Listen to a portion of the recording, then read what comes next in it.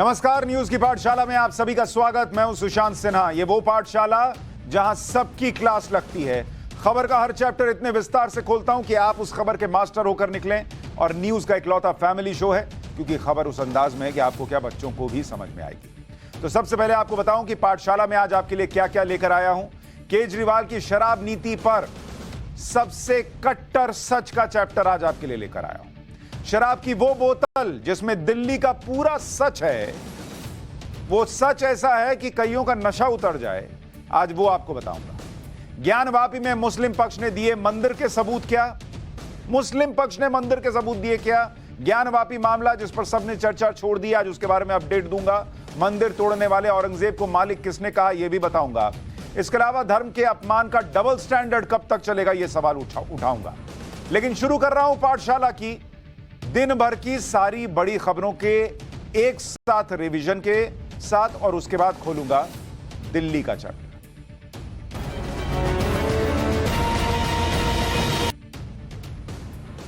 रेवड़ी कल्चर पर आज सुप्रीम कोर्ट में फिर सुनवाई हुई। इस बात पर भी बहस हुई कि कौन सी योजना मुफ्तखोरी के दायरे में आती है और कौन सी जन कल्याण के दायरे में। सुप्रीम कोर्ट ने कहा कि गरीबों के लिए मुफ्त सुविधाएं और चीजें देने वाली स्कीमें जरूरी हैं। सवाल यह है कि इस बात का फैसला कौन लेगा कि क्या चीज मुफ्तखोरी के दायरे में आती है और क्या चीज जन कल्याण के लिए इस्तेमाल हो रही है, माना जाए। कोर्ट ने कहा कि संसद को इस पर गौर करना चाहिए, फैसला करना चाहिए। सॉलिसिटर जनरल तुषार मेहता ने कहा कि जब तक सरकार या चुनाव आयोग इस पर कोई फैसला नहीं लेते, तब तक कोर्ट को राजनीतिक दलों के लिए कुछ गाइडलाइंस जारी कर देनी चाहिए। मामले की अगली सुनवाई कल होगी। शिवसेना के 16 बागी विधायकों की अयोग्यता पर फैसला अब सुप्रीम कोर्ट की 5 जजेस की संवैधानिक बेंच करेगी। शिवसेना पर उद्धव गुट और शिंदे गुट के दावों के बीच सुप्रीम कोर्ट ने आज यह फैसला सुनाया। अब गुरुवार को संवैधानिक बेंच 16 बागी विधायकों की अयोग्यता समेत इस केस से जुड़े सभी 5 विवादों की सुनवाई करेगी। इस बीच सुप्रीम कोर्ट ने चुनाव आयोग से गुरुवार तक शिवसेना के चुनाव चिन्ह पर किसी तरह का फैसला नहीं लेने के लिए कहा। महाराष्ट्र नवनिर्माण सेना के प्रमुख राज ठाकरे ने नुपुर शर्मा का समर्थन किया। राज ठाकरे ने कहा कि हर कोई नुपुर शर्मा से माफी की मांग कर रहा है, लेकिन वो उनका समर्थन करते हैं। राज ठाकरे ने कहा कि नुपुर शर्मा ने जो कहा है, जाकिर नाइक वो बातें तो पहले बोल चुका है, लेकिन जाकिर नाइक से तो कोई माफी की मांग नहीं करता। सोशल मीडिया इन्फ्लुएंसर और बीजेपी नेता सोनाली फोगाट का निधन हो गया है। आज सुबह गोवा में दिल का दौरा पड़ने से सोनाली फोगाट का निधन हुआ। सोनाली फोगाट 22 अगस्त को गोवा पहुंची थी और इस मामले में अननेचुरल डेथ का केस रजिस्टर कर लिया गया है। पुलिस ने गोवा मेडिकल कॉलेज को पत्र लिखकर पोस्टमार्टम के लिए डॉक्टर्स का पैनल बनाने के लिए कहा। Sonali Phogat reality show big boss 14 में हिस्सा ले चुकी थी। बीजेपी के टिकट पर 2019 में हरियाणा विधानसभा चुनाव आदमपुर सीट से लड़ा, जिसमें वो हार गई थी। पशु तस्करी के मामले में गिरफ्तार टीएमसी नेता अनुव्रत मंडल के खिलाफ सीबीआई को नए सबूत मिले। सीबीआई की जांच के मुताबिक अनुव्रत मंडल के आदेश पर उसका बॉडीगार्ड पशु तस्करों से प्रोटेक्शन मनी के तौर पर पैसे लेता। सीबीआई को शक है कि अनुव्रत मंडल अपनी पहुंच का इस्तेमाल करके पशु तस्करों को बचाता था। 2014-15 के बाद से अनुव्रत मंडल की संपत्ति बहुत बढ़ी और उसके परिवार के बैंक अकाउंट में अज्ञात सोर्स से बहुत सारा पैसा जमा हुआ, यह भी आरोप है। इसी बीच अनुव्रत मंडल को जमानत देने के लिए सीबीआई जज को धमकी भरी चिट्ठी मिली है। चिट्ठी में कहा गया है कि अगर अनुव्रत मंडल को तुरंत नहीं छोड़ा गया तो जज के परिवार को फर्जी मामले में फंसा दिया जाएगा। यूपी के माफिया अतीक अहमद के बड़े बेटे मोहम्मद उमर ने लखनऊ सीबीआई कोर्ट में सरेंडर कर दिया है। लखनऊ के स्पेशल सीबीआई कोर्ट ने मोहम्मद उमर को 14 दिन की न्यायिक हिरासत में भेज दिया। उमर पर लखनऊ के एक प्रॉपर्टी डीलर से मारपीट करने, अपहरण कर देवरिया जेल में अपने पिता के पास ले जाने का मामला दर्ज था। उमर पर 2 लाख रुपए का इनाम घोषित किया गया था। 2018 में प्रॉपर्टी डीलर से मारपीट का आरोप भी लगा, जिसके बाद 2019 से इस मामले की सीबीआई जांच चल रही है। गाजियाबाद में पढ़ाई के दबाव से बचने के लिए 16 साल के छात्र ने 13 साल के बच्चे की हत्या कर दी। हत्या का आरोपी बच्चा 10वीं क्लास में पढ़ता है और वो स्कूल और पढ़ाई दोनों से छुटकारा चाहता था। आरोप यह है कि स्कूल से बचने के लिए उसने जेल जाने की योजना बनाई और जेल जाने के लिए उसने अपने ही दोस्त की हत्या कर दी। यह भी बताया जा रहा है कि आरोपी बच्चा कई महीनों से हत्या की साजिश रच रहा था। महाराष्ट्र में गणेश उत्सव की तैयारियां शुरू हो गई हैं। मुंबई के किंग सर्कल में जीएसबी सेवा मंडल का गणेश पंडाल इस बार सुर्खियों में। जीएसबी सेवा मंडल ने अपने गणेश पंडाल का 316 करोड़ रुपए का बीमा करवाया है और इसमें 32 करोड़ का बीमा सोने चांदी के आभूषणों का किया गया है। इसके अलावा 263 करोड़ रुपए का व्यक्तिगत दुर्घटना बीमा भी किया गया है, जिसमें पुजारी रसोइये, पंडाल कर्मचारी, पार्किंग कर्मचारी और सुरक्षा गार्ड्स को कवर किया गया है। मध्य प्रदेश में बाढ़ और बारिश से हालात खराब हो रहे हैं। कई जिलों में बाढ़ के कारण लोग फंस गए, जिनका रेस्क्यू किया जा रहा है। विदिशा में एक गांव में बाढ़ से घिरे 28 लोगों को एयरफोर्स के हेलीकॉप्टर से रेस्क्यू किया गया। इसी तरह से 12 इलाके में बाढ़ के पानी में फंसे लोगों को हेलीकॉप्टर से सुरक्षित जगह पर ले जाया गया। बाढ़ प्रभावित लोगों को बचाने के लिए मध्य प्रदेश सरकार ने एयरफोर्स से हेलीकॉप्टर तैनात करने की गुजारिश की थी। तो ये हो गया दिन भर की खबरों का रिवीजन, ताकि आपसे कोई खबर छूटे भी नहीं। अब आते हैं विस्तार से चैप्टर खोलने की बात करते हैं और शुरू करते हैं उस कट्टर सच का चैप्टर। आजकल कट्टर वर्ड बहुत चल रहा है, कट्टर ईमानदार, कट्टर देशभक्त। तो हमने भी कट्टर सच ढूंढ निकाला। वो कट्टर सच का चैप्टर जो उन सवालों पर रोशनी डालेगा जो सवाल दिल्ली में केजरीवाल सरकार की शराब नीति को लेकर कट्टर ईमानदार और कट्टर बेईमान को बहस में उठे।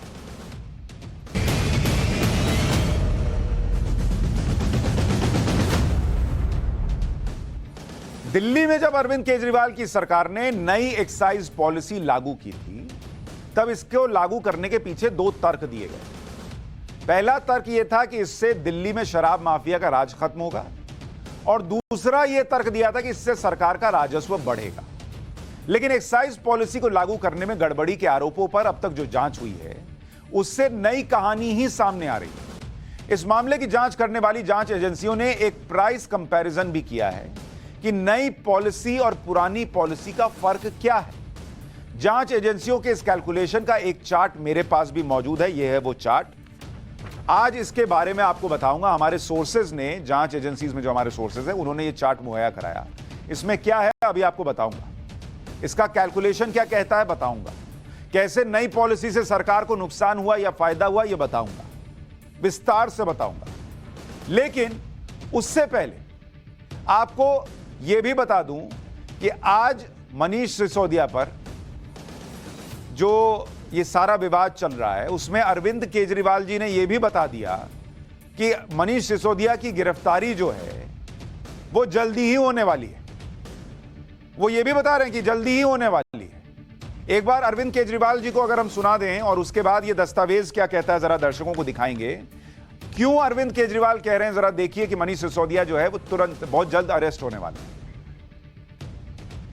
अभी सुन रहे थे कि मनीष सिसोदिया को अगले 10 दिन में गिरफ्तार करेंगे, लेकिन अब तो मुझे लगता है अगले 2-3 दिन में ही गिरफ्तार कर लेंगे इनको। अभी सुन रहे थे कि मनीष सिसोदिया को अगले 10 दिन में गिरफ्तार करेंगे, लेकिन अब तो मुझे लगता है अगले 2-3 दिन में ही गिरफ्तार कर लेंगे इनको। अरविंद केजरीवाल जी को सब कुछ पहले से पता चल जाता है। कभी कभी तय करना मुश्किल हो जाता है कि वो बहुत बड़े और बढ़िया नेता हैं या भविष्यवक्ता है, क्योंकि उनकी कई बार जो है भविष्यवाणी गलत भी हुई है। एक बार अभी एक बड़ा वायरल भी हो रहा है उनका ट्वीट कि उन्होंने मार्च या अप्रैल के महीने में कह दिया था कि गुजरात में विधानसभा जो है वो पहले ही भंग करके चुनाव कर लिया जाएगा, क्योंकि बीजेपी आम आदमी पार्टी से डर गई है। अब हम अगस्त में खड़े हैं, अभी तक विधानसभा चल ही रही है। खैर, मैं आता हूं इस दस्तावेज पे। ये कोई दस्तावेज नहीं है, ये एक कैलकुलेशन का चार्ट है जिसे जांच एजेंसीज ने तैयार किया है।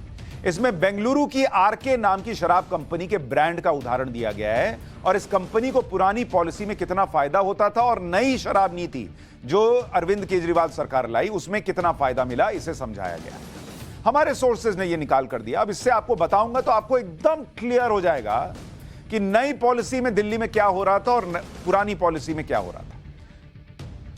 इस चार्ट में यह भी बताया गया कि पुरानी पॉलिसी के मुकाबले नई पॉलिसी में दिल्ली सरकार को कितना फायदा और नुकसान हो रहा था। एक शराब की बोतल, उसकी कीमत तुम क्या जानो, मैं बताऊंगा ना, तुम क्या जानो मैं बताऊंगा। अब आपको जरा बताता हूं अब इस चार्ट में है क्या।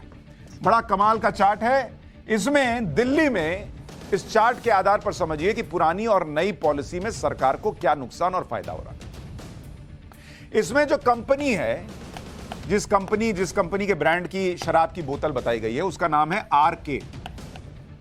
और हमने इसमें कैलकुलेशन जो किया गया है नई और पुरानी पॉलिसी का फर्क समझाने के लिए, वो अलग अलग एग्जाम्पल दिए गए। हम आपको एक 750 ml की जो बोतल आती है, जिसको कई बार जो शराब प्रेमी है वो प्रेम से खंबा कहते हैं, तो वो एक खंबा जो है वो क्या बता रहा है, आज उसके जरिए आपको बताऊंगा। तो नई पॉलिसी का ब्रेकअप अब यहां जरा डाल देते हैं। नई शराब नीति जो अरविंद केजरीवाल सरकार लेकर आई, और यहीं पर कंपैरिजन दे देता हूं पुरानी शराब नीति का, पुरानी शराब नीति। अब इन दोनों में अगर आप देखेंगे तो आपको क्लैरिटी मिल जाएगी कि किसमें क्या हो रहा। और शराब की, एक शराब की बोतल की कीमत बता रहा हूं, एक शराब की बोतल जो कि कितने की है, 750 ml की है। इसका WSP जो होता है, WSP क्या है, होलसेल प्राइस। इसकी कीमत नई पॉलिसी के तहत कितनी बैठती है, 188 रुपया 41 पैसा। एक 750 ml की शराब की बोतल का होलसेल प्राइस नई पॉलिसी में 188 रुपया 41 पैसा। आर के ब्रांड की बता रहा हूं आपको, इसमें 1% एक्साइज ड्यूटी, ये कितनी लगेगी, 1%। ये कितना बैठेगा, ये बैठेगा 1 रुपया 88 पैसा, 1.88 रुपीज। इसी तरीके से लगेगा वैट, ये भी कितना लगेगा, 1% लगेगा नई पॉलिसी के तहत। इसमें कितना कमाई होगी सरकार की, 1 रुपया 90 पैसा। अब रिटेलर का जो मार्जिन है, रिटेलर कौन हुआ, जिससे आप जाकर शराब की बोतल खरीद रहे हैं। अब इसको देखिए, रिटेलर मार्जिन, इसको एक बोतल पर नई पॉलिसी के तहत कितना कमाई हो रही है, 363 रुपया 27 पैसा। और यह क्यों हो रही है, क्योंकि इसकी एमआरपी जो है शराब की, यानी जो जिस पर आपको बोतल मिल रही है, वो है 555 रुपया 76 पैसा। यह है नई पॉलिसी के तहत कैलकुलेशन। इसमें अतिरिक्त एक्साइज जो है वो है 4 रुपया 54 पैसा। तो ये टोटल एमआरपी जो हो जाएगी, टोटल एमआरपी वो हो जाएगी 560 रुपया, 560।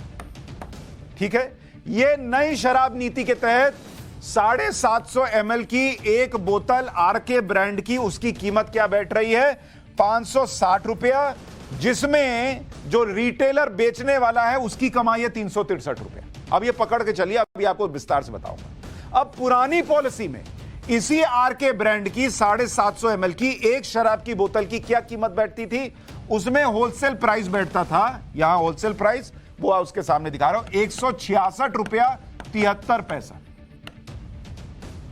प्रति बोतल। एक्साइज ड्यूटी जो अब सरकार को मिल रही है 1 रुपया 88 पैसा, वो पुराने पॉलिसी में सरकार को एक्साइज ड्यूटी कितनी मिलती थी, 223 रुपया 89 पैसा। एक शराब की बोतल पर सरकार की कमाई होती थी एक्साइज ड्यूटी में 223 रुपया, नई शराब नीति में होने लगी 1 रुपया 88 पैसा। 223 और 1 रुपया 88 पैसा। पुरानी पॉलिसी में जो वैट में सरकार की कमाई होती थी वो होती थी 106 रुपया, 106। और नई नीति में वैट 1% करके कितने पे कमाई हो गई, 1 रुपया 90 पैसा। कहां 106 रुपए की कमाई, कहां 1 रुपया 9 पैसा की कमाई, 90 पैसे की कमाई। और जो रिटेलर का मार्जिन होता था पिछली पॉलिसी में, वो होता था 33 रुपया 35 पैसा। 33 रुपया 35 पैसा, मतलब शराब बेचने वाला पहले कमाता था एक बोतल पर 33 रुपया। नई शराब नीति जो अरविंद केजरीवाल सरकार लेकर आई, उसमें उसकी कमाई, ये जो सोर्सेज हमें कैलकुलेशन दे रहे हैं उसके मुताबिक 33 रुपया से बढ़कर 363 रुपया हो गई। मतलब रिटेलर की कमाई बम 10 गुना बढ़ गई। और सरकार की कमाई जो है एक्साइज और वैट में, कहां 223 से घटकर 1 रुपया 88 पैसा और कहां 106 रुपए से घटकर 1 रुपया 90 पैसा हो गई। और एमआरपी कितनी बैठी इसकी, 530 रुपया। तो आप जो है, यानी आपको कितने की पड़ी, आपको पुरानी एक्साइज ड्यूटी में 530 रुपए की शराब की बोतल मिल रही थी, अब आप कितना चुका रहे हैं? 560 रुपया। मतलब आपने पैसा ज्यादा दिया, लेकिन वो पैसा गया किसके पास? रिटेलर मार्जिन के पास गया 363 रुपया। सरकार को कुछ नहीं मिला। यानी नई पॉलिसी में अगर आप इस पॉलिसी को देखिएगा तो इसमें सरकार की कमाई कितनी है? सरकार की कमाई अगर आप देखिएगा नई पॉलिसी में, वो बैठेगी, ये एक्साइज ड्यूटी सरकार के पास जाएगा 1 रुपया 88 पैसा, वैट जाएगा 1 रुपया 90 पैसा, और ये जाएगा 4 रुपया 54 पैसा अतिरिक्त एक्साइज। तो अगर कुल मिला दीजिए तो एक बोतल की कमाई पर, एक बोतल की बिक्री पर सरकार को कितना मिल रहा है? 8 रुपया 32 पैसा। और पुरानी पॉलिसी में कितना मिलता था? 222 रुपया जोड़ दीजिए, 106 जोड़ दीजिए।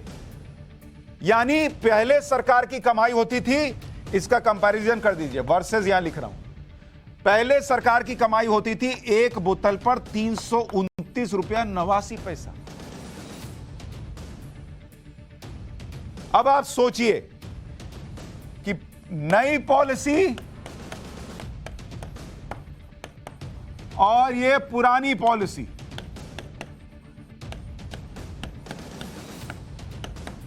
तो नई पॉलिसी में सरकार की कमाई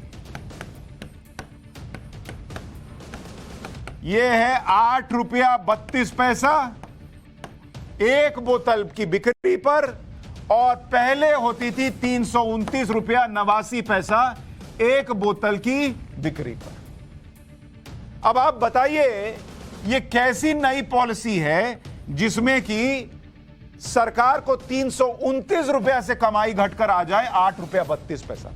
329 रुपया का 320 भी होता तो समझ लेता, 300 भी होता तो समझ लेता, 329 रुपया का 8 रुपया 32 पैसा हो गया। ये तो बहुत कट्टर कमाई हो गई बॉस, एकदम कट्टर कमाई। और रिटेलर का मार्जिन देखिए, रिटेलर जो कमा रहा है वो तो बम है। कहां पहले कमाता था 33 रुपया, और आज की डेट में एक बोतल पर कमा रहा है 363 रुपया 27 पैसा। यह रिटेलर कमा रहा है, रिटेलर 33 रुपया से 363 रुपया पे आ गई उसकी कमाई। लेकिन इसमें भी एक कैच है। दिल्ली सरकार का तर्क क्या है? दिल्ली सरकार का तर्क यह था कि नई शराब नीति के तहत पहले ही सरकार ने पैसा जमा करवा लिया, जिससे सरकार को नुकसान की गुंजाइश खत्म हो। ठीक है, आपने पहले कहा कि भैया हमको पैसा दे दो, पहले इतना पैसा जमा कर दो, उसके बाद तुम मुझे वैट कम दे दो, एक्साइज ड्यूटी कम दे दो, मुझे फर्क नहीं पड़ता। लेकिन पहले पैसा लेने के लिए कुछ तो फॉर्मूला लगाना पड़ेगा ना। अपनी मर्जी से आप बोलेगा ये दे दो तो नहीं चलेगा। तो इसके लिए शराब बिक्री के पुराने आंकड़ों को आधार बनाया गया कि अच्छा एक काम करो, तुम 1000 बोतल, एक उदाहरण दे रहा हूं कि 1000 बोतल बेचते हो तो तुम काम करो, हम मुझे पहले ही इतना टैक्स भर दो और उसके बाद जो बेचोगे उसमें इतना भी दोगे तो चलेगा। तो आपने किसको आधार बनाया? पुराना जो वो बेचता था उसको, कि 1000 बोतल बेचता था, चलो ठीक है। लेकिन यहां एक सवाल खड़ा होता है। नई शराब नीति लागू होने से पहले और बाद में शराब बिक्री को लेकर कई बदलाव हुए। जैसे मार्च 2022 में दिल्ली में शराब पीने की लीगल एज 25 साल से घटाकर 21 साल कर दी गई। अब पहले 25 साल से ऊपर का लड़का शराब पिए, लड़की शराब पिए, अब 21 साल से ऊपर के लोग शराब पीने लगे। इसका मतलब शराब की बिक्री बढ़ेगी, 4 साल का गैप और मिल गया भाई लोगों, 4 साल का और मार्जिन मिल गया। तो जो 1000 बोतल बेचता था वो 1000 ही बेचेगा। आपने तो टैक्स ले लिया 1000 पे, अब वो बेच रहा है 10,000, आपका तो नुकसान होगा ना। दूसरा पॉइंट, मई 2022 में दिल्ली के बार और रेस्टोरेंट में शराब की बिक्री का समय बढ़ा दिया गया। अब शराब ज्यादा समय तक बिक रही है, ज्यादा समय तक बिक रही है, ज्यादा उम्र के लोग पी पा रहे हैं, तो ज्यादा बोतलें बिकेंगी, ज्यादा बोतल बिकेंगी तो सरकार का नुकसान ना होगा बॉस। लेकिन आपने बना दी नई पॉलिसी। इसके तहत दिल्ली में सुबह 3 बजे तक बार रेस्टोरेंट में शराब की बिक्री हो सकती थी। नई नीति के तहत रिटेलर्स को हुए मुनाफे के कारण रिटेलर्स ने कई ऑफर भी दिए। शराब की एक बोतल खरीदने पर एक बोतल फ्री जैसे ऑफर दे दिए गए। बिहार से जो लोग आते हैं वो तो दिल्ली में आके पागल हो जाते हैं। एक बोतल ऑर्डर करते, दूसरा फ्री में मिलता है तो कहते हैं अरे इसका तो पैसा नहीं देना हमको, ले जाओ। कहते हैं सर 2 है, लीजिए। वो बम बम हो जाते थे, अब बंद हो गए। वो बिहार जाके बताते थे कि यहां नीतीश जी पीने नहीं दे रहे हैं, वहां 2-2 मिल रहा है। इन सारे बदलावों के चलते दिल्ली में शराब की बिक्री बढ़ी। दूसरे राज्यों से भी लोग दिल्ली आकर शराब खरीदने लगे। अब आप एक बोतल पे एक फ्री दीजिएगा तो नोएडा वाला भी दिल्ली में जाके खरीद रहा है, गुड़गांव वाला भी आके खरीद रहा है, दूसरी जगहों से लोग आके खरीद रहे, तो और शराब की बिक्री बढ़ी। लेकिन आपने टैक्स किस पे लिया? पिछला पुराने वाले पे आपने टैक्स ले लिया और खुश हो गए कि हमने तो पहले ही पैसा ले लिया। अरे यहां बोतल की बिक्री बढ़ गई। इस बढ़ी हुई बिक्री के आकलन को कैलकुलेट किए बिना ही दिल्ली सरकार ने पहले से रिटेलर से पैसा जमा करवा लिया। तो इससे सरकार को फायदा कैसे हुआ बॉस, ये कोई समझाए। पिछले 3 साल में शराब बिक्री और एक्साइज रेवेन्यू के आंकड़े आपको बताता हूं, आपको अपने आप समझ में आ जाएगा कि मैं क्या कह रहा हूं। 2019-20 में अगर आप देखिएगा, 2019-20 इस वित्तीय वर्ष में शराब की जो बिक्री थी, ये दिल्ली का बता रहा हूं, शराब की बिक्री वो 132 लाख लीटर, ये कब थी? पर मंथ थी, पर मंथ। ये औसत बता रहा हूं। 2022 में जब ये नई शराब नीति जो है उसके तहत चीजें की गई, तो ये 132 लाख लीटर जो हर महीने बिक रहा था, ये बढ़कर कितना हो गया? 245 लाख लीटर औसतन प्रति महीने, पर मंथ। भाई आप फ्री में एक के साथ एक दे रहे हो तो बिकेगी ही। अगर आप उम्र जो है वो उसका दायरा घटा दे रहे हो कि 21 साल से ऊपर वाला सब पिएगा तो बिकेंगी ही। रात में 3 बजे तक पियो तो बिकेंगी ही। तो बिकेंगी तो दिक्कत ये नहीं कि बिक रही है, दिक्कत ये है कि पहले आपको रेवेन्यू आ रहा था 132 लाख लीटर पर, अब आपको 245 लाख लीटर पर रेवेन्यू आता, लेकिन आपने रेवेन्यू घटा दिया क्योंकि आपने कहा कि हमको पहले ही इतना पैसा दे दो, और कैलकुलेशन पहले लेने का पैसा कितने पे किया? 132 लाख लीटर तक। तो किसका फायदा, किसका नुकसान? अब आपको एक्साइज रेवेन्यू के आंकड़े भी बता देता हूं कि कैसे गिरे हैं। एक्साइज रेवेन्यू देखिए, देखिए भाई, अगर बिक्री बढ़ रही है तो रेवेन्यू बढ़ना चाहिए था, पैसा सरकार के पास जाना चाहिए था। तो एक्साइज रेवेन्यू देखिए कितना हुआ। 2019-20 में 5068 करोड़ का रेवेन्यू दिल्ली सरकार को आया शराब से, 2019-20 में, पुरानी नीति से। फिर 2020-21 इसमें कितनी कमाई हुई रेवेन्यू से? 4108 करोड़। ठीक है, समझ में आया। फिर 2021-22 में, 2021-22 अभी नई नीति नहीं आई है, इसमें कितना आया? 6000 करोड़। ये सब पुराने से चल रहा है। अब 2022-23 में, 2022-23 इसके 3 महीने, शुरुआती 3 महीने जिसमें नई नीति के तहत चीजें चली, उसमें कमाई कितनी हुई? 1485 करोड़, जो कि दिल्ली सरकार के अनुमान से 37.5% कम है। 37.51% कम है अनुमान से, यानी रेवेन्यू घट गया, बिक्री बढ़ गई, रेवेन्यू गिर गया। क्यों? क्योंकि आपने पहले ही पैसा तो ले लिया, लेकिन रेवेन्यू जब बिक रहा है ज्यादा, आपको फायदा नहीं हो रहा है। और ये जो 1485 करोड़ देख रहे हैं, इसमें भी 980 करोड़ जो है ये रिफंडेबल सिक्योरिटी डिपॉजिट था। मतलब 1485 करोड़ में से 980 तो वो पैसा है जो रिफंड करना पड़ सकता है। तो क्या कमाई हुई वो देख लीजिए। इतना आंकड़ा देख के कितने लोगों को आज लगाना पड़ जाएगा। शराब नीति में गड़बड़ी के आरोपों की पूरी कहानी ये है, इसको अब समझिए कि आरोप क्यों लग रहा है। नई पॉलिसी में होलसेलर्स को यह छूट दी गई थी कि वो अपनी पसंद के रिटेलर्स को डिस्काउंट ऑफर दे सके, जबकि पुरानी पॉलिसी में सभी रिटेलर्स को एक जैसे डिस्काउंट देने का नियम था।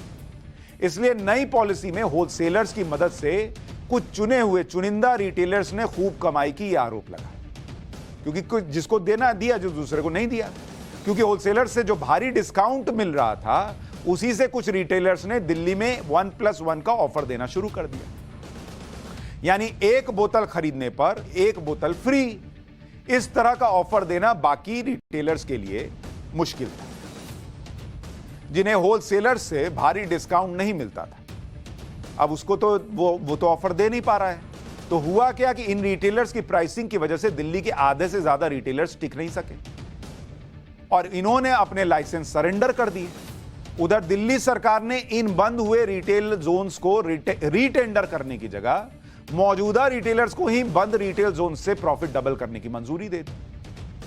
लेकिन कुछ रिटेलर्स की बढ़ी हुई सेल्स से सरकार को कोई बड़ा प्रॉफिट नहीं हुआ, क्योंकि नई पॉलिसी में दिल्ली सरकार ने एक्साइज आधारित रेवेन्यू की जगह पर लाइसेंस फीस वाला सिस्टम लेकर आई। इससे होलसेल प्राइस पर 200% की एक्साइज ड्यूटी बिक्री पर सिर्फ 1% रह गई। इस नुकसान की भरपाई करने के लिए 300 करोड़ रुपए प्रति वर्ष प्रति रिटेल जोन के हिसाब से भारी भरकम लाइसेंस फीस की शुरुआत की गई। लेकिन आधे से ज्यादा रिटेल जोन बंद होने से सरकार को लाइसेंस फीस में भी नुकसान हो गया और बिक्री दोगुना बढ़ने के बावजूद सरकार को लगभग कुछ नहीं मिला। दिल्ली सरकार ने कहा था कि नई पॉलिसी से 9,000 करोड़ रुपए का राजस्व होगा, लेकिन राजस्व भी कम हो गया, जो अभी आपको मैंने आंकड़े में बताया। आरोप यह भी है कि नई पॉलिसी में कहा गया था कि मैन्युफैक्चरर्स, होलसेलर्स और रिटेलर्स अपने अपने बिजनेस में काम करेंगे, तुम मुझ में मत घुसो, मैं तुम में नहीं घुसूंगा। एक मैन्युफैक्चरर यह नहीं कर सकता था कि वो होलसेल या रिटेल के बिजनेस में चला गया। इसी तरह से होलसेलर और रिटेलर्स अपना अपना काम करेंगे। लेकिन इस तरह के उदाहरण भी सामने आए कि मैन्युफैक्चरर, होलसेलर और रिटेलर का काम भी करने लगा और होलसेलर को रिटेलिंग बिजनेस का लाइसेंस मिल गया। यह भी आरोप लगा है। 1+1 ऑफर की जगह पर 10 बोतल का ऑफर भी देते तो रिटेलर प्रॉफिट में ही रहता। यह क्यों कह रहा हूं आपको बताता हूं। देखिए, बहुत लोग सोच रहे हैं कि भाई दिल्ली में एक पे एक बोतल फ्री मिल रही है। पहले तो मैंने बताया कि कस्टमर जो है उसको पुराना और नया, ठीक है, पुराने में कस्टमर को कितने का पड़ता था? 530 रुपए की बोतल पड़ती थी, एक बोतल 530 रुपए की, 750 ml वाला बता रहा हूं, 750 ml वाला। नए में उसको कितने की पड़ रही है? 560 रुपए की, ठीक है।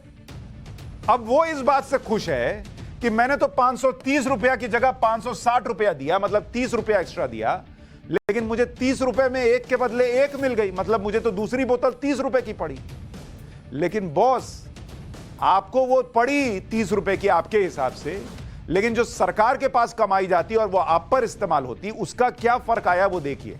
सरकार की कमाई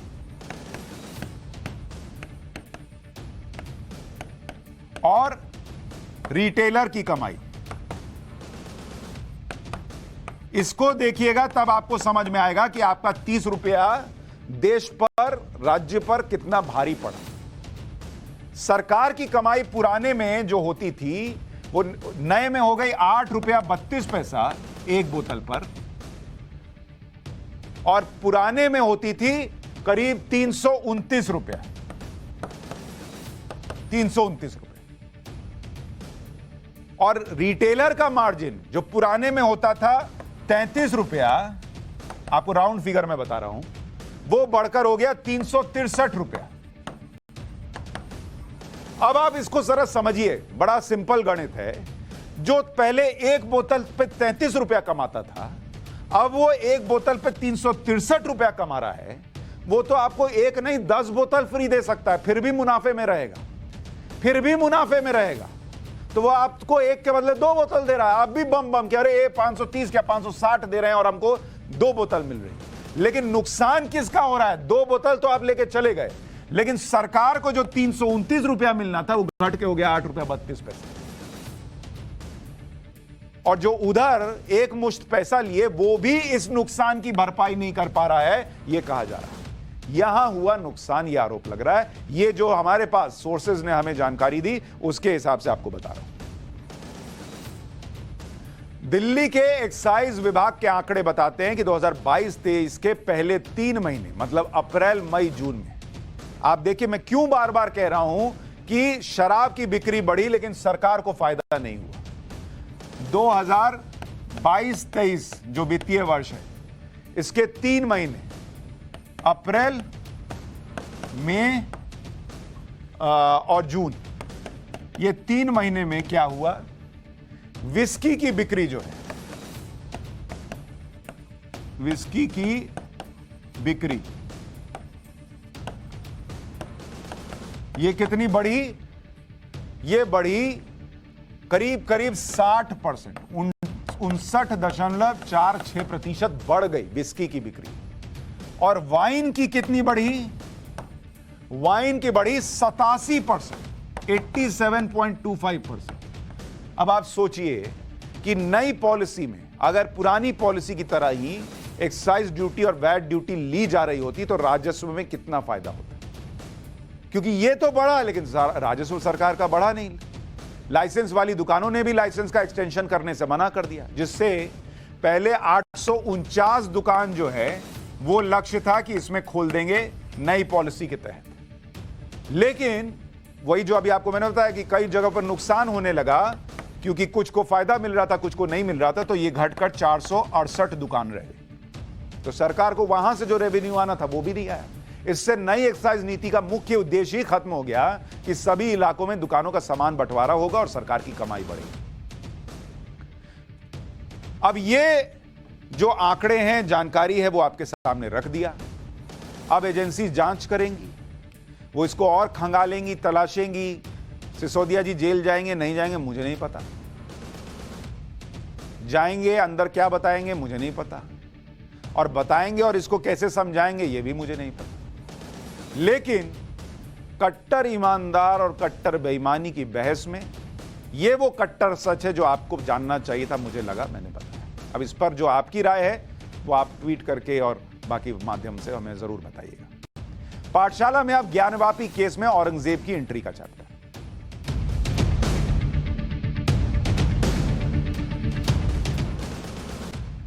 पाठशाला में हम आपको लगातार ज्ञानवापी श्रृंगार गौरी केस में अपडेट देते रहते हैं। हम ज्ञानवापी के मुद्दे को तब भी कवर कर रहे थे जब सब इसे भूल चुके थे। हम आपको इस केस से जुड़ी हर बड़ी डेवलपमेंट बताते रहते हैं। ज्ञानवापी केस में एक बड़ी डेवलपमेंट हुई है। वाराणसी की जिला कोर्ट में सुनवाई के दौरान मुस्लिम पक्ष ने खुद ही मस्जिद की जगह मंदिर होने के सबूत दे दिए। ये सबूत क्या है, मुस्लिम पक्ष ने क्या कहा है, ये आपको विस्तार से बताता हूं। मुस्लिम पक्ष की तरफ से ज्ञानवापी मस्जिद कमेटी ने कोर्ट में दलील दी कि जिस वक्त ज्ञानवापी मस्जिद बनी थी उस वक्त औरंगजेब हिंदुस्तान का बादशाह था। सारी संपत्ति बादशाह की होती है, इसलिए ज्ञानवापी भी औरंगजेब की संपत्ति हो गई। मस्जिद पक्ष का दावा है कि औरंगजेब के वक्त में ही यह जमीन वक्फ को तालीम कर दी गई थी। हमारे साथ विष्णु जैन जी भी जुड़ गए हैं, अभी उनके पास भी चलूंगा, वो बताएंगे कोर्ट के अंदर क्या हुआ। विष्णु भाई बहुत बहुत स्वागत आपका। 2 मिनट दीजिए, अभी जरा सा और डिटेल बता के आपके पास बस आ रहा हूं। तो तर्क यह दिया जा रहा है कि औरंगजेब चूंकि राजा था तो सब तो उसी का हो गया। तो भाई तो फिर ज्ञानवापी में क्या दावा ठोकते हो? फिर तो पूरे देश में जितने मंदिर है सब पे दावा ठोक दो कि भाई यहां औरंगजेब का राज था, सब हो गया हमारा। यानी मस्जिद कमेटी ने पूरा मामला औरंगजेब और वक्फ प्रॉपर्टी की तरफ मोड़ दिया है। और मस्जिद कमेटी का दावा है कि ज्ञानवापी मस्जिद वक्फ बोर्ड की संपत्ति है। वक्फ बोर्ड के रिकॉर्ड में मस्जिद की संपत्ति दर्ज है, इसलिए वक्फ एक्ट 1995 के मुताबिक ज्ञानवापी मामले की सुनवाई का अधिकार सिविल कोर्ट को नहीं, बल्कि शरिया कानून के तहत वक्फ ट्रिब्यूनल में इसकी सुनवाई होनी चाहिए। कुल मिलाकर मस्जिद कमेटी इस मामले की सुनवाई जिला अदालत में होने के खिलाफ है और वो चाहती है कि यह मामला कोर्ट में न चले। अब जरा चलते हैं विष्णु जैन जी के पास, वो बताएंगे। विष्णु भाई अभी तक तो 91 सुन रहे थे, 91 का एक्ट है, 91 का एक्ट है, 91 का एक्ट है। यहां मंदिर था ही नहीं, यहां तो मस्जिद ही थी। अब कह रहे हैं औरंगजेब पूरे देश में राज कर रहा था तो सब उसी का हो गया, तो सब हमारा हो गया। और अब क्या 95 का कुछ एक्ट ले आए हैं। ये गोलपोस्ट चेंज हुआ है क्या? और क्या मुस्लिम पक्ष ऐसा करके वहां मंदिर होने के सबूत ही दे रहा है क्या? देखिए सुशांत जी, मैं आपके चैनल के माध्यम से और आपके इस बहुत ही भव्य और दिव्य कार्यक्रम के माध्यम से बताना चाहता हूं सारे लोगों को जो आज मुझे सुन रहे हैं कि वक्फ की जो पूरी प्लीडिंग है ये एक बहुत बड़ा फ्रॉड है, बहुत बड़ा फ्रॉड हुआ है। जो मुस्लिम पक्ष ने, अब ये मुस्लिम पक्ष फंस चुका है। जो इसने कोर्ट में डॉक्यूमेंट लगाया है और ये दिखाया है कि वक्फ नंबर 100 के रूप में दर्ज था, ये इतना बड़ा फ्रॉड है सुशांत जी, मैं इसको आपके चैनल पर उजागर करना चाहता हूं।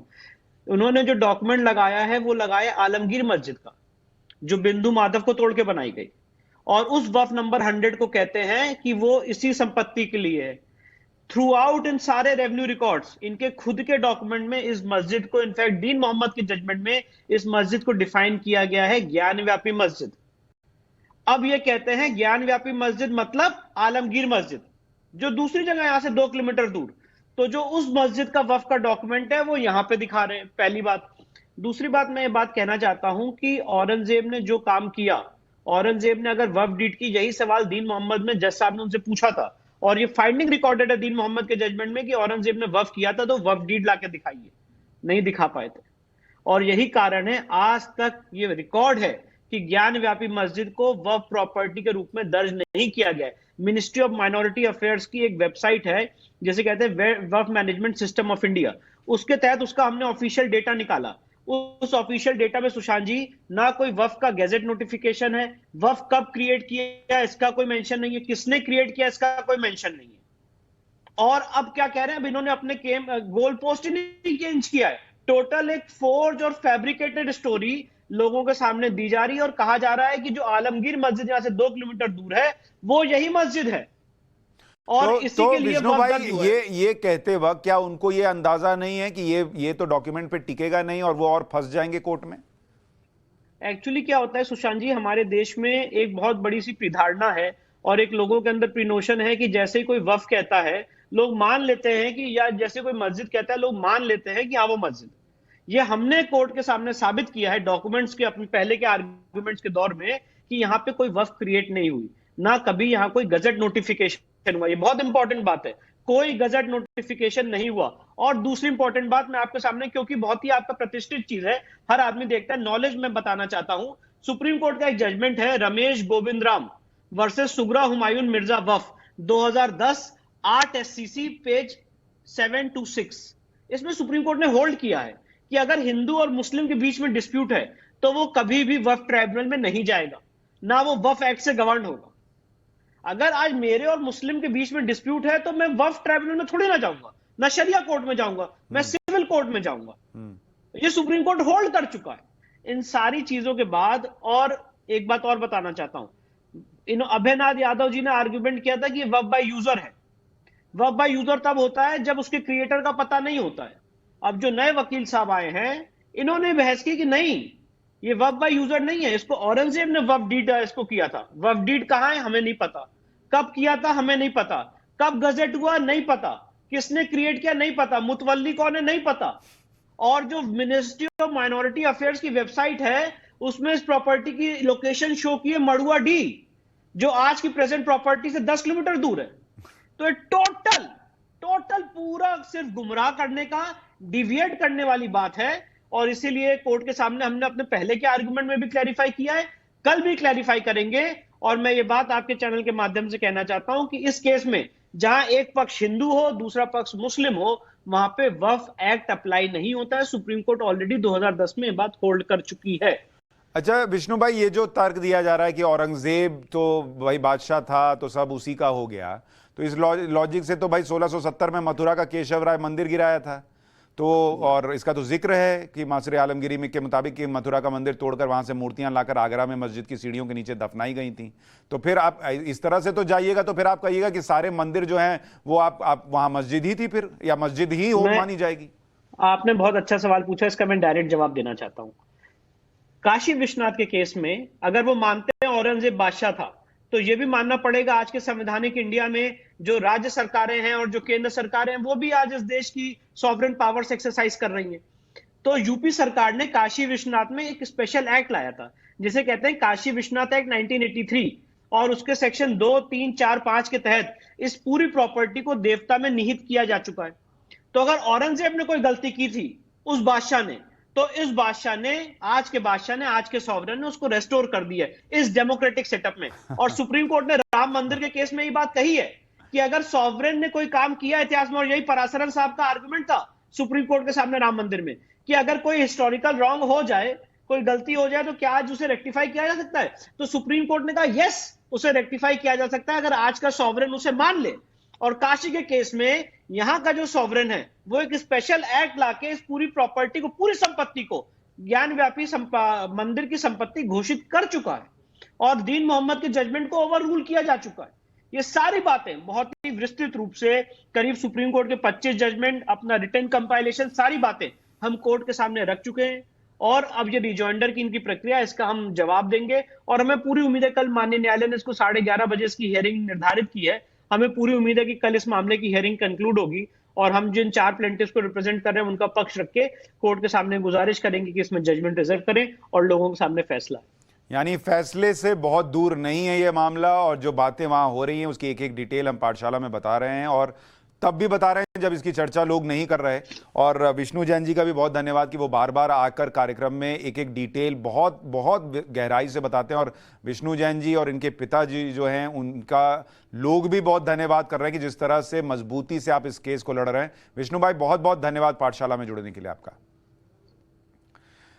सुनवाई के दौरान मस्जिद पक्ष ने यह भी दावा किया कि ज्ञानवापी मस्जिद की जमीन वक्फ बोर्ड की। ज्ञानवापी क्या वाकई वक्फ बोर्ड की संपत्ति है, इसका भी सच आपको बता दूं। पहले तो यह समझना होगा कि कौन सी संपत्ति वक्फ की संपत्ति हो सकती है। वक्फ का मतलब होता है धर्म के नाम पर दिया गया दान। यह दान पैसे, कोई चीज या संपत्ति भी हो सकती है। यानी किसी भी शख्स का धर्म के लिए किया गया किसी भी तरह का दान वक्फ कहलाता है।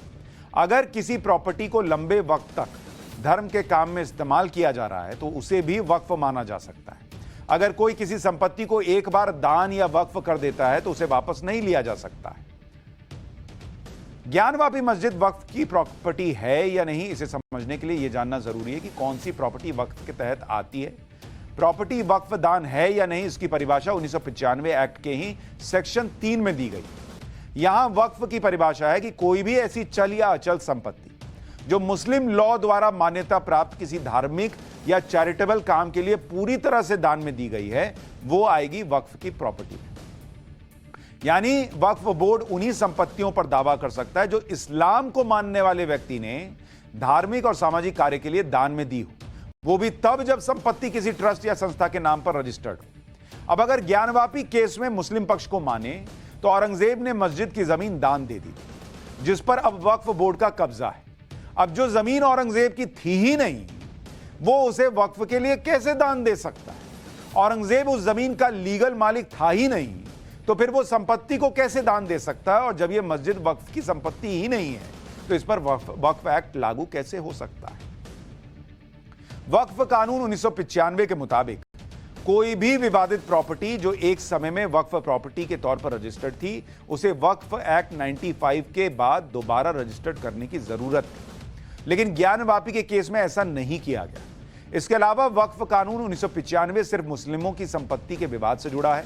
जहां हिंदू मुस्लिम के संपत्ति विवाद की बात आती है, वहां वक्फ कानून के तहत फैसला नहीं हो सकता, जो अभी विष्णु जैन जी बता रहे थे।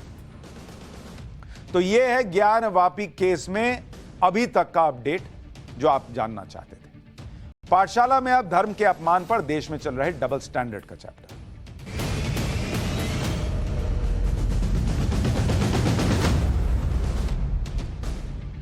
सर तन से जुदा गैंग फिर से एक्टिव हो गया है। इस बार उसके निशाने पर हैदराबाद के एक विधायक है। विधायक का नाम टी राजा सिंह है, जो बीजेपी के विधायक हैं। इन्होंने पैगंबर मोहम्मद पर विवादित टिप्पणी की थी। बीजेपी ने इन्हें सस्पेंड कर दिया है, इनकी गिरफ्तारी हो चुकी है, जमानत मिल गई है। इसके बाद भी इनके खिलाफ सर तन से जुदा वाले प्रदर्शन हो रहे हैं। सवाल यह है कि प्रदर्शन करने वालों को कौन एक्टिव कर रहा है, कौन इन्हें भड़का रहा है? यही सबसे प्रमुख प्रश्न है। सर तन से जुदा के नारे हैदराबाद में लगे, जहां से ओवैसी सांसद हैं।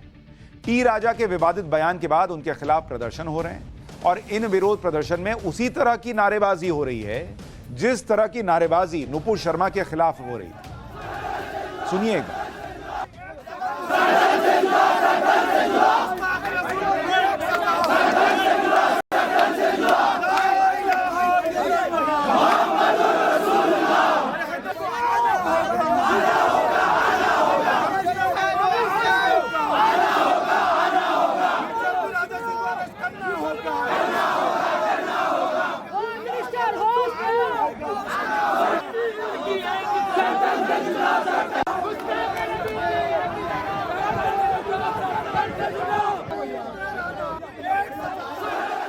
यानी एक बार फिर गुस्ताखे नबी की एक ही सजा सरतन से जुदा का नारा शुरू हो गया है। टी राजा सिंह पर एक्शन हो गया, पार्टी ने निलंबित कर दिया, कारण बताओ नोटिस जारी कर दिया, पुलिस ने एक्शन ले लिया, अरेस्ट हो गए। लेकिन उन लोगों का क्या जिनके एक्शन पर इस तरह का रिएक्शन होता है। राजा सिंह का पूरा विवाद, कोई ये नहीं कह रहा कि उन्होंने ठीक कहा, ठीक है आपने भावनाएं आहत की, आप पर कानूनी तौर पर कार्रवाई होनी चाहिए। लेकिन एक तो कानूनी तौर पर जब कार्रवाई हो रही है तो सरतन से जुदा का नारा क्यों लगा रहे हो भाई, क्या जरूरत है इसकी। दूसरी बात जो हम उठाना चाहते हैं कि राजा सिंह का पूरा विवाद मुनव्वर फारूकी के विरोध से जुड़ा था। मुनव्वर फारूकी एक कथित कॉमेडियन है जिसने अपनी कॉमेडी में माता सीता का अपमान किया था। वीडियो वायरल होने के बाद 2021 में मुनव्वर फारूकी को गिरफ्तार भी किया गया था और बेल पर छूटने के बाद से मुनव्वर फिर से कॉमेडी शो कर रहा है। 20 अगस्त को हैदराबाद में कॉमेडियन मुनव्वर फारूकी का कार्यक्रम था। 19 अगस्त से ही हैदराबाद में मुनव्वर फारूकी के प्रोग्राम का विरोध शुरू हो गया। फारूकी के प्रोग्राम का विरोध करने पर 19 अगस्त को बीजेपी विधायक टी राजा सिंह को हिरासत में लिया गया। 20 अगस्त को भारी सुरक्षा के बीच मुनव्वर फारूकी का कार्यक्रम आयोजित हुआ। मुनव्वर फारूकी के कार्यक्रम से नाराज होकर 22 अगस्त को टी राजा सिंह ने एक वीडियो जारी किया और आरोप है कि इस वीडियो में कथित रूप से टी राजा सिंह ने पैगंबर मोहम्मद का अपमान किया। यानी यह पूरा विवाद शुरू होने से पहले ही रोका जा सकता था अगर हिंदू देवी देवताओं का अपमान करने वाले मुनव्वर फारूकी के कार्यक्रम को रद्द कर दिया जाता। लेकिन इस रिएक्शन के पीछे जो एक्शन था उसे होने दिया गया। इसी तरह से याद कीजिए जब नुपुर शर्मा ने विवादित टिप्पणी की तो वो अपने आप नहीं की थी। नुपुर शर्मा से पहले तस्लीम रहमानी ने ज्ञानवापी मस्जिद में मिले शिवलिंग जैसे ढांचे के बारे में विवादित बयान दिया था, जिसके जवाब में नुपुर शर्मा ने पैगंबर मोहम्मद पर टिप्पणी की और फिर विवाद बढ़ गया। लेकिन उस तस्लीम रहमानी पर भी किसी ने प्रश्न नहीं किए और यह आदमी आज भी बाहर है।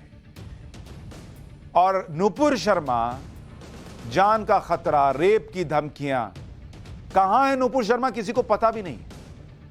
रिएक्शन पर सारा विवाद हो जाता है, लेकिन उसके पहले जो लोग जो कर रहे हैं उसका कोई जिक्र नहीं होता। इस तरह से हैदराबाद में मुनव्वर फारूकी के शो को होने दिया गया। असदुद्दीन ओवैसी जैसे लोग तब चुप रहे, लेकिन मुनव्वर फारूकी के शो के बाद जब टी राजा सिंह ने विवादित बयान दिया तो ओवैसी को राजनीति का मौका मिल गया। उन्होंने तुरंत बीजेपी पर आरोप लगा दिया कि बीजेपी तेलंगाना में दंगा कराना चाहती है। एक बार ओवैसी को सुन लीजिए। भाजपा तेलंगाना में अमन को खराब करना चाहती है। भाजपा हैदराबाद के अमन को खराब करना चाहती है। यहां पर भाजपा कम्युनल राइट कराना चाहती है। यहां पर भाजपा तेलंगाना की तरक्की, हैदराबाद का जो इन्वेस्टमेंट ग्रोथ है उसको रोकना चाहती है और अपनी सियासी रोटी सेकने के लिए वो मुसलमानों को और प्रॉफेट मोहम्मद सल्लल्लाहु अलैहि वसल्लम के बारे में अपने विधायक से इस तरह की गंदगी और बकवास बकवा रहे हैं। इनको रोकना चाहिए। ये देश सबका है और आप इसको खराब करना चाह रहे हैं, हम इसको कंडेम करते हैं। मैं जो नारे लगे मैं उसका कंडेम करता हूं। आपकी लड़ाई हमारी लड़ाई कानून के दायरे में रहकर होगी। जो नारे लगा रहे हैं मैं उससे मुत्तफिक नहीं हूं, मैं उसको कंडेम करता हूं। ओवैसी कह रहे हैं कि बीजेपी जानबूझकर यह सब करा रही है और दंगे हो जाएंगे। पहला सवाल तो यह कि बीजेपी जानबूझकर करा रही है तो अपने ही विधायक पर एक्शन क्यों ले रही है? फिर तो होने देना चाहिए था। और दूसरी बात कि अगर बीजेपी थोड़ी देर के लिए मान लीजिए करा भी रही है, बीजेपी हो कोई और भी करा रहा है, तो दंगे क्यों होंगे बॉस? आप जब कह रहे हैं कि दंगे होंगे, इसका मतलब आप ये मान रहे हैं कि अगर ऐसी बात कहोगे तो मुसलमान दंगा करेगा, मुसलमान जो है वो हंगामा करेगा। सरतन से जुदा के नारे को आप एक लफ्ज एक बार में कह देते हो कि हम इसको कंडेम करते हैं, दूसरी तरफ दंगे की बात क्यों करते हो? क्यों कहते हो आप? सीधा बोलो कि भैया आपने ऐसा किया, इस पर कानूनी कार्रवाई होगी। ये दंगे होंगे, ये धमकी क्यों दे रहे हो आप दिमाग में क्यों भर रहे हो कि दंगा भी हो सकता है? नुपुर शर्मा और टी राजा पर एक्शन हो चुका है, उन पर तो ओवैसी हमलावर है, लेकिन अपने छोटे भाई अकबरुद्दीन ओवैसी का वो बयान भूल जाते हैं जिसमें उन्होंने हिंदू देवी देवताओं का मजाक उड़ाया था। तब तो ओवैसी को गुस्सा नहीं आया, तब तो उन्होंने नहीं कहा कि मेरा भाई जो है वो दंगे करा सकता है। आपको वो बयान फिर से सुनवा देता हूं असदुद्दीन ओवैसी को। कई ये लोगों के खुदायां हैं,